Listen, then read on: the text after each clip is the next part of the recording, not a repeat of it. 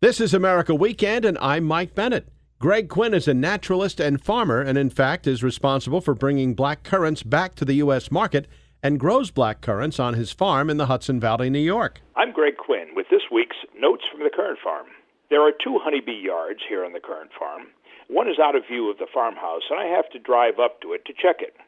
Early one morning, I drove up to see how it was doing. As I pulled around the hill that hid it from view, I came upon a large black bear, which had obviously been there for a while. 6 of the hives had been torn apart, and there were tens of thousands of angry bees in the air. They didn't seem to bother him very much, and he was intent on gorging himself full of honeycomb.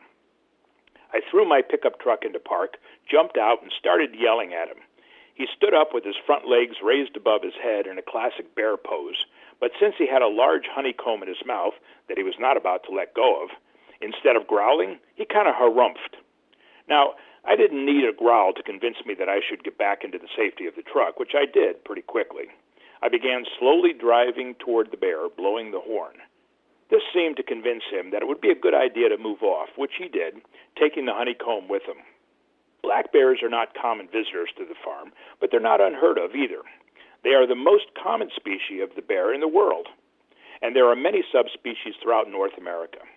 In general, the black bear is considered the smallest in North America, although a male eastern black bear can sometimes reach weights of over 400 pounds before hibernations. The females are about a third smaller.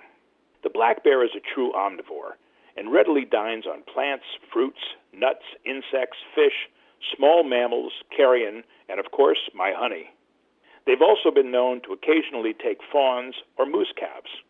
The eastern black bear population has been growing, and bear sightings are becoming more common. They are attracted to bird feeders and unsecured garbage cans, causing them to run into trouble with their human neighbors. Black bear attacks on humans are rare. Attacks are usually for territorial or protective reasons, although a very few rare ones have been diagnosed predatory. There have been 61 recorded fatal attacks since 1900 in North America, and 6 since 2010, with the most recent in 2014 in New Jersey. Black bears are excellent climbers. My son and I once accompanied professional state wildlife trappers who were after a bear in suburban Westchester County, New York. They often tranquilize nuisance bears and move them to the mountains for their safety and the safety of humans and pets. The bear needs to be chased up a tree so that it can be safely shot with a tranquilizer dart. It then falls gently into nets.